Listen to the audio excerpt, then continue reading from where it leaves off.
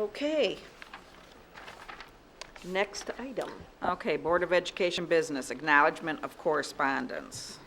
We have So, stuff here. we have some things here I'd like to also acknowledge, and I have not told Dr. Maleko this, but we did receive an opinion from Michigan Attorney General Bill Schuette saying that our board, in his opinion, his legal opinion, that our board may be in violation of the, all right, let me remember it now. Conflict of, Not impractical, Incompatible Public Yeah. Offices Act of 1978. So that's been forwarded to our legal counsel, so I don't know where that'll go, if anywhere. I wonder how it's escaped everybody's notice since the college was created and the board was created. 80 years ago, nobody thought of it in the last 80 It'd be a years. good idea to clarify what we're talking about. I think so, The fact that too. Yes. we as a board here serve Dearborn Public Schools and Henry Ford College. is By what voter presently referendum. Right, Is referring to. yes, Yeah. exactly, yep. Yes, thank you, Trustee Berry, that's right. So we have an opinion that will be shared with Dr. Maleko. We just got it late on Thursday, and it was forwarded on to the board members, so. To be continued. Okay, thank you, go ahead. Board member, committee, and organization reports. Want me to start with? Sure. We'll do it alphabetically. I have building and site. Okay. Actually, Mr. Mustonen gave most of my building and site updates about the additions, but one of the things I'd like to mention that was brought to my attention by Mr. Wall is that right now for our financing options, we have bonding availability of, without having to go to the voters, of approximately $24.5 million, which is what we would be using in conjunction with some other general fund money to do these additions. And they are within our reach that way. Any other bonding availability for up to $180 million that requires voter approval, we can't go to the voters until 2019 and 2020 and put that on the ballot. Correct, Mr. Wall? So we couldn't even go asking for any more money to build a fourth high school until 2019, 2020. So that already pushes back an opportunity to even consider going to the voters for a vote. We're denied that opportunity until 2019, 2020, just so, for those people who want to investigate a fourth high school. So most of what we're moving forward on is the Dearborn High School classroom additions. We are moving forward with that as we have asked. They're moving that process along, and then we did look at all of these other options.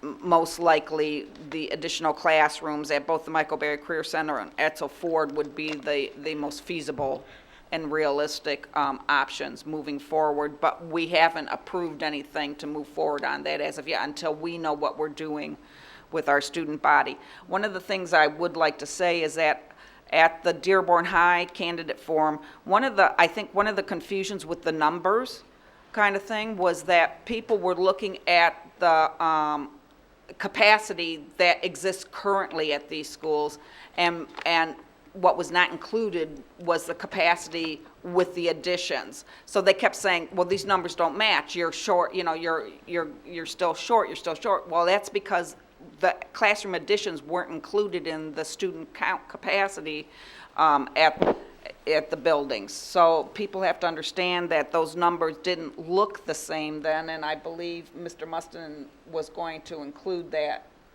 to make sure that everybody understood that the boundary or the building capacities will change when we add these classrooms on. So that is about, and we also looked at the Henry Ford College and a potential addition to that property as well behind the Welcome Center at the SME building to house the entire early college program, but that is something that will be up for discussion much further down the road as well, because that had a pretty high price tag with it as well. That was it. That's it. So we also had policy? We did have a policy meeting today, and one of the policies that we went over that would be up for discussion at our next meeting, and then hopefully we can vote on it, is the student discipline. We went over the student revised code law, and now in the policy, it is required that we add restorative practices. That's something we were happy to talk about because it's something that the district is already doing. So even though it wasn't in the student revised code law, it was in our practices, and we were already doing that. So we will, that language would be included, and it's also required that we add 7 questions to consider during discipline process. We'll receive those 7 questions, we'll have them up for discussion, and of course, we'll revise the policy. We also had a finance committee, and Jeff from Plant Moran did the easy part of my report already, so, no, with all kidding aside. We also discussed cell towers, maybe extending a contract, and possibly putting another tower at a site where there's no school, The bus.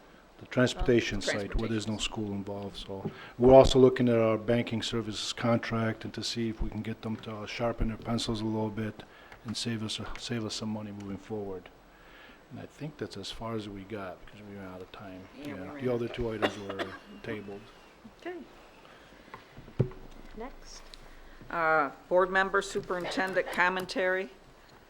We spent the night on that one. Just real quick. Trustee You know, Barry. this is a school board meeting, and I know Dr. Ball sits in that chair in the back, and he's ready to go if Dr. Maleko or Chair Lane asks him to, if any of the audience, interrupts our meeting.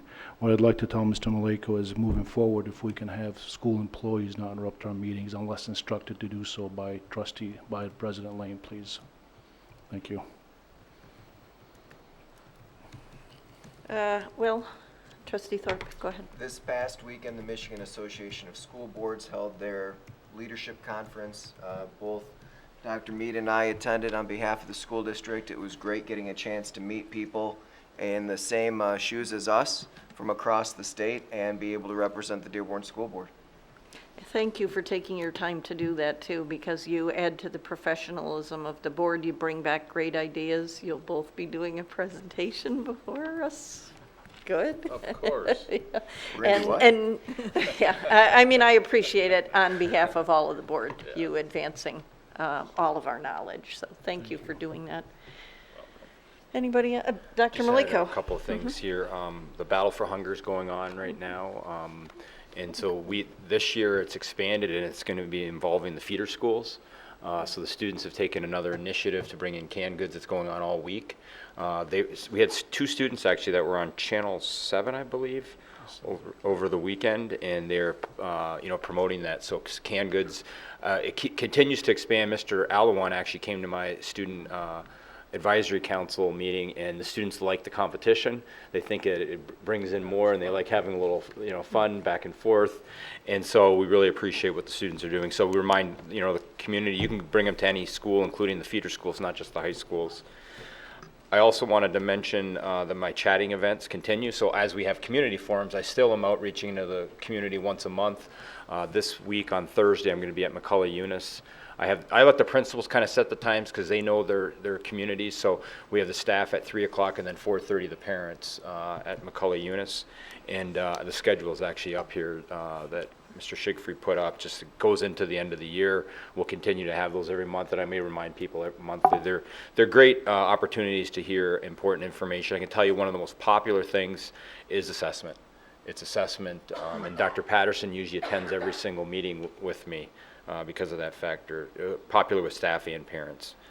And I think... Well, you did jar my memory to think of one thing, Dr. Maleko. You mentioned your student advisory council, and it occurred to me that they could look at the boundaries also and maybe come up with some suggestions of their own as well. Yeah. So I'd love to have them weigh in also. In fact, we think alike then, because Mr. Musson and I talked about having him come to the next meeting next Wednesday, or it's after the Thanksgiving break. I also just want to mention, we continue to work with the Healthy Dearborn, and we had the walk here. We had a large showing from our cabinet that was here on the 25th at 10 Acre Park. We had a nice walk in the community. I know Trustee Thorpe, you joined on the bike a little later, and so appreciate the cabinet being involved and just being role models in the community and promoting that. So I know Trustee Petlicoff, you I had been did there in the the other- past. yeah, That that one one I was couldn't really make. warm. This one Yeah. was cold. So. So anyway, thank Sarah Gleicher and the entire Healthy Dearborn initiative. It's been fantastic, really, to partner with them. Thank you. Just real quick, those students on Channel 7, I saw that clip, they did an excellent They job. did. I don't know the young lady's name, but Zoe Regula, she's a former Duval when I was she principal. did and amazing. principal, And yeah. Bessel Farhat did amazing too. Yeah. That was So, nice. thank you. We also just completed a city election, and I would like to congratulate the winners, but I'd also like to thank everyone who ran, because democracy works with lots of people being involved. So I thank those people that ran as well and ran ideas and issues in their campaigns. So thank you to them. Thanksgiving is coming up, and I'm very grateful to be here with everyone. This is a great district. I'm glad to be amongst your company, and I'm thankful for that. So I just want to say that I hope everybody has a wonderful start to the holiday season, and it'll be a blur. We'll get through, and soon we'll be wondering where the time went. Next item. Request for information and our future agenda items. Anybody? One thing I have, Dr. Maleko, is we have a change in state law where some third graders will be retained at the end of the next year. So I know that, I'm looking at Dr. Chokel, I know that there can be waivers issued, I believe. I don't know whether we're planning, whether we're doing any outreach to our third grade parents. I know that will be very, very difficult for any third graders, and there's been a long ongoing debate about the value of retaining. So I hope that we'll get more information on that topic, and we'll be outreaching to parents to let them know, I mean, all of the directors letting everybody know that if there are third graders who are behind, we may have to take some kind of measures. So, Trustee Berry, I think you had something? Yes, we always talk about it, and we have an event at Stout where I'd like to officially put it on the radar, the sound system at Stout. Oh. And the sound system at Salina needs some attention. I know with the Salina one, there's a group of parents out there, well, actually Salina Wildcat alumni, that would probably donate half. If we can have somebody take a look and see what is needed. Is it a big ticket item, small ticket item? But I know we had a couple events recently at Stout, Yeah. and that was sort of kind of embarrassing. Okay. I mean, we had somebody who was a national figure here, and the sound system failed And us. it was pretty embarrassing It was. at Fordson also, when Yeah. the Attorney General of the state was there, and we Yeah. had somebody running around trying to figure out our antiquated AV system, and we all, I think all 7 of us experienced it last year with Yeah. Mr. Brem, so. Brem, that's right. Yeah, so when you cut budgets, you don't have a lot of surplus for things that don't seem like they're important in the moment, but they Just do if we make. can get an idea, Yeah, what are absolutely. we talking Yeah, about at Salina, exactly. Fortson, Salina. and Oh, Stout? I don't know sure. what Yeah. other schools might need it, but Well, Probably Dearborn and, Yeah. probably Dearborn and Edsel as Yeah. well. Well, Mr. Wall and Mr. Grzinski, they're already looking at the 3 high schools, and they actually plan to have an RFP going out by the end of the month. I'll check on the middle school status, though, as well. I know with the Salina, like I said, there's a group that's willing to Okay. pitch in and help us Okay. because they want it to be ready for next year's celebration of the 100 years Oh, okay. celebration. So, Okay. Salina is 100? next year. Wow. 1918. That's You wouldn't know fab- it walking into that building. that's No, for you sure. wouldn't. That's fabulous. That is amazing.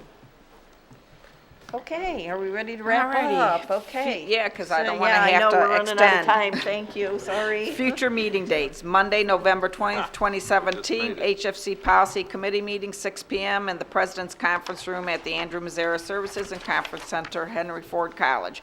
Monday, November 20th, 2017, HFC meeting, 7 PM at the Andrew Mazzara Services and Conference Center in the Rosenau Boardroom, Henry Ford College.